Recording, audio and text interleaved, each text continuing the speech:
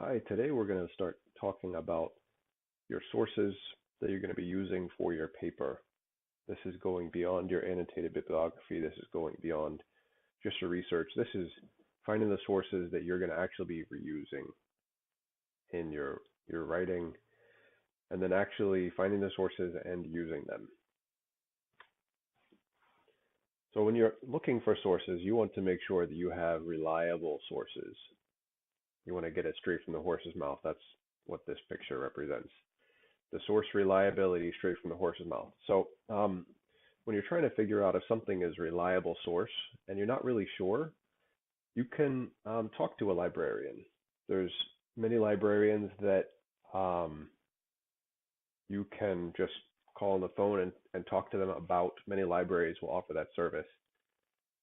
When you're looking at a source, seeing if it's reliable, look at the publication date. See how recent the information has come about, because if it's an older source, it's a possibility that there is new information that has come. So you might not have the most up to date. So it might not become the most reliable source because it is out of date. When you're looking at your reliability, you also want to think about the variety of sources that you want to choose from. What type of research are you doing? How deep do you want to go? How is the information you're going to be presenting in your paper going to come across based on the source that you are using? So you got to look at your choices. We'll talk about that here. There are many types of sources, and there's a lot that are laid out in your book. And I suggest that you look at these sources as they're laid out. So you might recognize this list, and we'll go through it and we'll talk about a few of them. So the first and most reliable type of source, and these are going to go from most reliable to least reliable. And that doesn't mean that just because it's the most reliable source or the most widely used, that you should use that one instead of a different type. There's some types of writing that you can use these lesser sources that we're going to be talking about that are just as helpful in your writing of the paper. So first, the scholarly book. These are things that are going to definitely be in your school library. These are going to be books that are written and peer-reviewed, meaning that there might have 3 or 4 different PhDs that have written it, and each one has looked at it, and they've sent it to their friends that also have PhDs, and they have looked at all of the research that's been done, and they are checking and double checking and triple checking. So these sources are usually very technical. They might not have the most interesting covers. They might not be the most interesting book to read as like easy reading, but they're going to have a lot of information in them. So these might be a place where you're going to use some key quotes, and you can generally rely on the information that's in there to be accurate. So the next level would be a biography.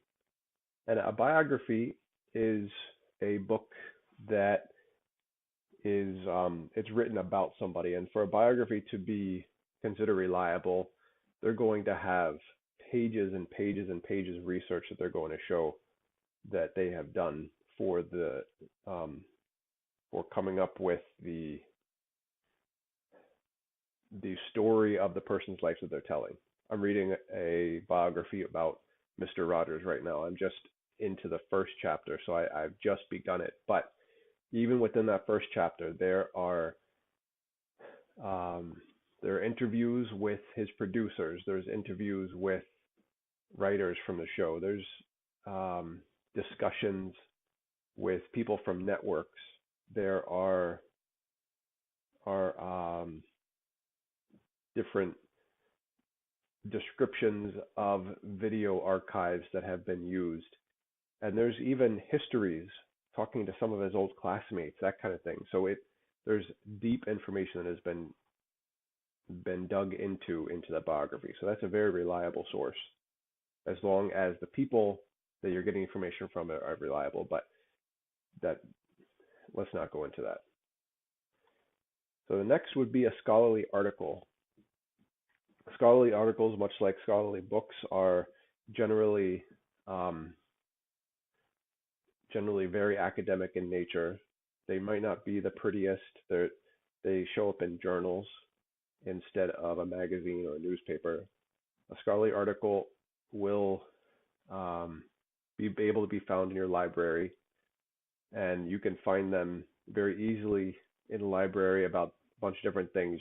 You're probably going to see an abstract on it, and an abstract is just basically a summary of the article. So the scholarly articles are also very reliable. They are generally peer reviewed, and they have a lot of weight. But again, they might not be the type of information that you are wanting to use for your 100% every single source, because sometimes the material can be a little bit deeper than you might want to dig. So next thing is a sponsored website. This is a website that is usually owned by a reliable company. So it's owned by a school or a library or um, an institute, or things where they have reliability attached to their name. They're going to be sites like .gov or .edu. They're not going to be a .com. They might be a .org, but that might be a little bit of a push. Um, they can a sponsor website. They are going to have an agenda with their information, meaning that they're going to push a certain side of an idea. So a sponsor website on Thomas Jefferson is going to be um, pretty bent on looking at some of the positive things of his life, as opposed to maybe some of the things that can be deemed as negative. So think about that when you're looking at a sponsor website. But a sponsor website, typically they have funding behind them, so there is some sort of clout behind it as well. And sponsor websites are a good place to get information. All these places are good places to get information, but just as we're going in reliability, this is a little bit less reliable than the previous type. So the next is an interview. This would be an interview, either an interview that you do of your own. You ask somebody firsthand the information, or you watch an interview like on YouTube or on the news or something, where it's going to be somebody's firsthand account of something happening. The thing about that, though, is that people with their firsthand accounts are not always going to be reliable, and it it's very interesting, because when you talk to somebody, they're going to remember the way things happened, but there might be a little bit of a spin on the way that things are perceived based on where they were in the room, if something happened there, or where they were um, during an event. So there's going to be a little bit of skewing there. So make sure that you are make checking the expertise of the person as well. So um, the next thing is an experiment, test, or observation. The things about these is that experiments, tests, and observations should be something that can be repeated. And if you have the right tools and the right money behind it, and you continue to repeat, you should be able to get the same outcome from these experiments or tests. Observation is a little bit different, because observations come from bias, but we won't go into that any very deep here. But anyway, so experiments and tests and observations, they come from a repeatability, and that lends itself to reliability, because when you can repeat something over and over, it typically is something that's always going to be a fact. Next is a trade book.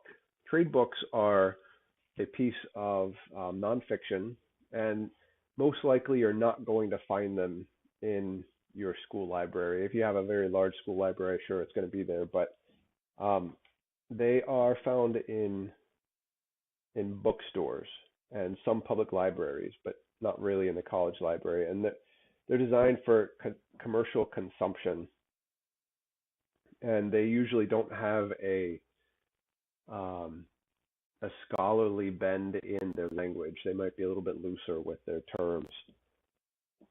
Um, so a trade book would be, let's see, they generally will have a specific target, a specific group of people that they are identifying as their audience. So just pay attention to that, because you can find a trade book on um, chiropractors, and a trade book on a chiropractor will talk about how reliable a chiropractor is. And then you can find a trade book about, um, I don't know if I'm going to the same side. Let's say another type of doctor. So a trade book on a endocrinologist, and the endocrinologist can say that a chiropractor is a load of junk, so you don't believe anything a chiropractor said. And endocrinology is all the important stuff. So just beware of that with a trade book, because they have a specific audience in mind. So there might be a little bit more bias that's built into that. Next up is the encyclopedia. The encyclopedia is a good source. It's a good place to get the beginning of the information. It should not be the end all for your information. As I showed you in one of the earlier presentations, we looked at Wikipedia.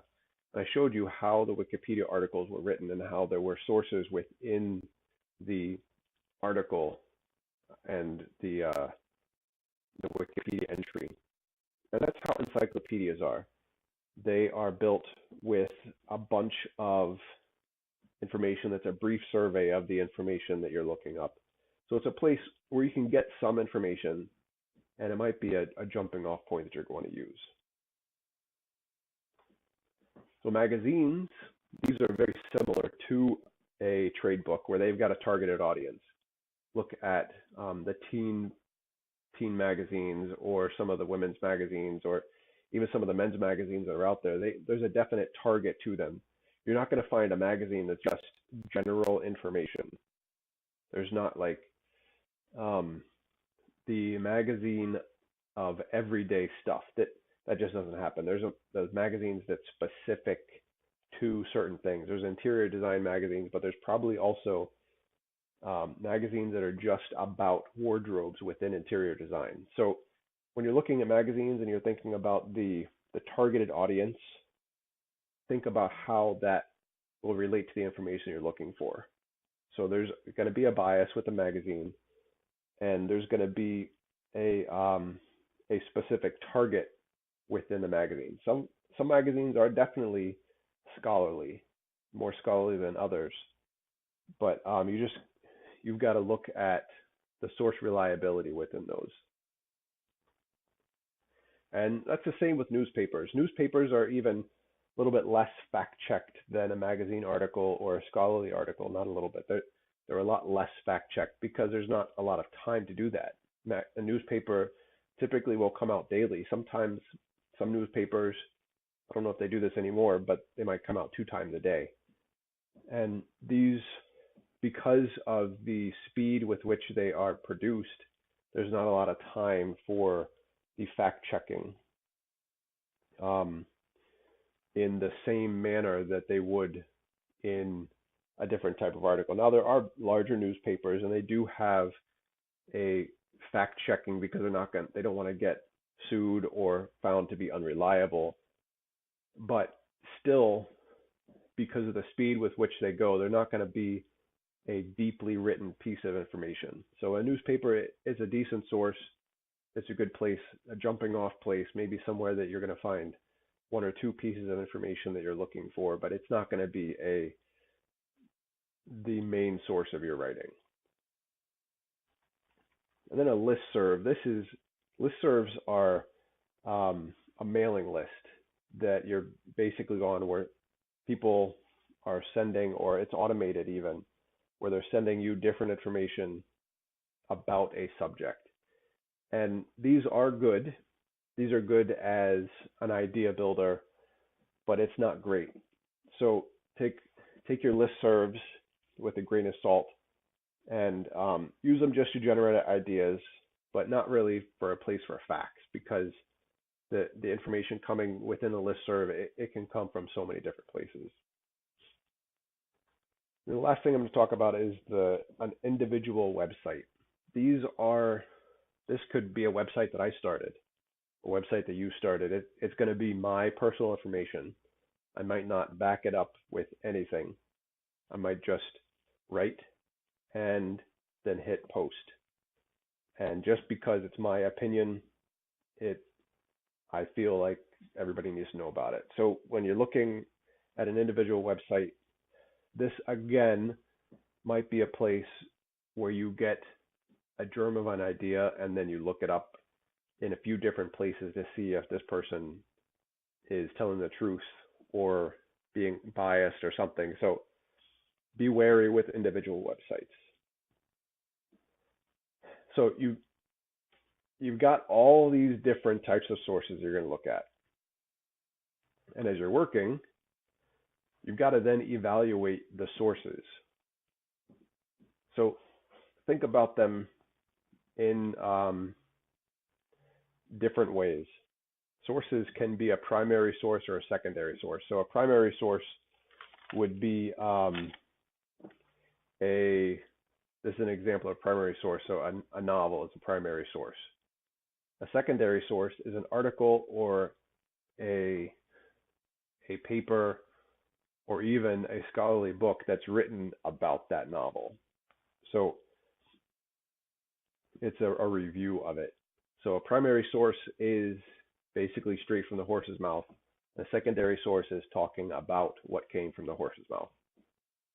A primary source would be the interview. A secondary source would be a person talking about the interview. And when you're evaluating these sources, you want to make sure you're doing critical reading. That means you dig deep into the sources. You read them. You evaluate these books. You look at the table of contents. You look at the book jacket. See if it's relevant to your source. And when you're doing critical reading, that means you are actually reading for reading's sake. You're reading to learn about a subject. And as you're doing that, you're taking notes. When you look at the table of contents, you can say, all right, there's 10 chapters in this book, 15 chapters in this book, but only 2 or 3 really relate to my sources. So you can evaluate them and say, this source might not be the best because there is so much other information that it's going to push out the important part of what I need to know. So take some notes on your sources, have them handy so you don't have to reread your articles and redo a lot of the initial research and reading that you've done already. When you are evaluating an internet article, I'm not going to be ignorant and think that most of your sources are not going to be found online. So evaluate your internet article. Make sure that when you go to a website and you find this source, hopefully you're finding it from a library instead of Joe's Information website.com or whatever. Make sure that there's a home page. This is kind of silly, but a home page is going to tell you a lot about a website. There's a home page. It is telling you what is there. It's telling you where to find the information. The home page is also kind of adding a bit of a reputation to it because it is the landing page for people that are coming there that are unfamiliar with the site. And also make sure there's links within the site. If you're reading an article on a website and you get down to the bottom of the article and there's no other links, there's no facts, there's no bibliography at the end, then it might not be the best source that you should be looking at. So think about that as you're working on it. All right, so we've done all this source evaluation. It's time to start writing. You got to begin somewhere, right? You've got this stack of research. You've got 35 articles because I've told you a couple times you need to get too much. So you got your stack of 35 articles and you only need 5 or 4 or 2 or whatever, but you've got that stack. So you got to begin somewhere. And the place you begin is your thesis statement. Thesis statements can be hard to write. I'm going to tell you right now, they're not the easiest thing to write, but if you get a good thesis statement, then you're going to have a good paper, because the thesis statement is the main idea of your paper. It is what you're trying to prove. Generally, your thesis is going to be multifaceted. It's going to be a compound sentence. It doesn't always have to be a compound sentence, but it's going to be a compound sentence in the general. When it's a compound sentence, if there's 3 different parts of this compound sentence, a this, a that, and a other thing, then there's going to be a paragraph about the this. There's going to be a paragraph about the that. There's going to be a paragraph about the other thing, at least, or a section about each one. So your thesis being multifaceted, it's the anchor of your paper.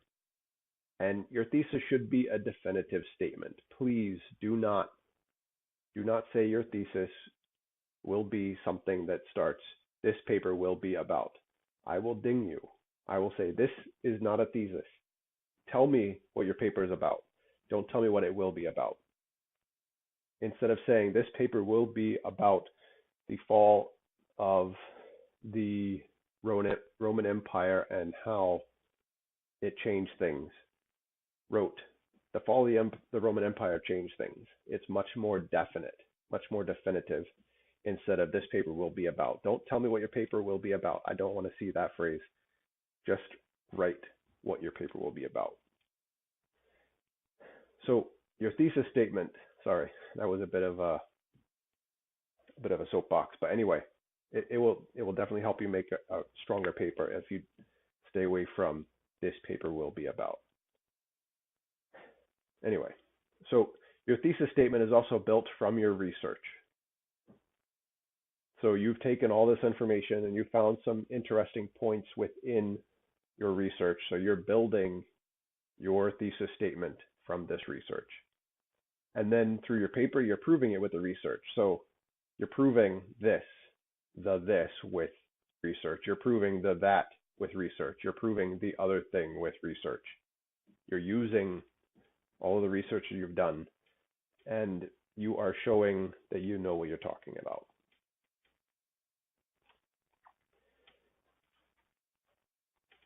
Last, plagiarism. Plagiarism is a major thing. Plagiarism can fail you in this class. It can fail you in school if you keep it up. So let's do our best to avoid it. Don't use copy and paste into your work from another site. Don't do that. Integrate your source into your writing instead of copying. Integrating meaning, here is my source. You're introducing them, telling why I should read this source. Why is it important? Then you're giving me a source in quotation marks. And then you are telling me after the quotation marks how that helped prove your thesis. So that should all be encompassed within a quote. Every time you use a quote, I suggest that you introduce the quote, give the quote, and then tell how the quote helps to prove your point. If you can't do those 3 things, then that quote's probably not necessary.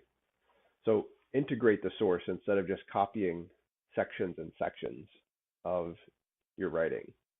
Plagiarism is stealing. It's claiming content that is written by somebody else as your own. So you need to always cite. Always cite. Every time you get a source, you always cite. Every time you're quoting, give a quotation or give an attribution. So-and-so said, or so-and-so in this article said. You got to think that somebody else wrote this. You did not write it. You have to prove to me that you didn't write it. So I know that you are not an expert in this field that you're writing about right now. And so that's fine. Just show me your research. Show me that you are you're doing your due diligence and you're quoting stuff correctly. So without quotes or a citation, it is definitely plagiarism. If you copy a paragraph from a website and you use that as your second paragraph, I can run a little bit of plagiarism detecting software, and I can see if that has been done. So make sure that you are citing your sources. Now, this is going to be odd. This is going to sound like I'm contradicting everything that I've just said. But there are some times when you don't need to cite and you don't need a source because it is common knowledge. Common knowledge is things that basically everyone knows. And common knowledge can be regional. So there's some things that you, in your area, just everybody knows. Everybody knows that you don't go to that side of town at the end at a certain day because that part of town is closed off. They're having parties. So everybody in your area knows that. You wouldn't need to cite anything like that.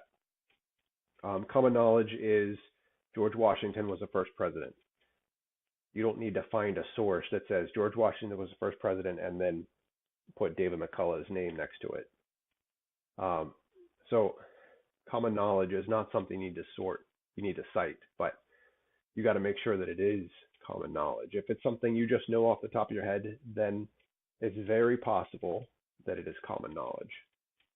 So as you're writing, make sure that your sources are reliable.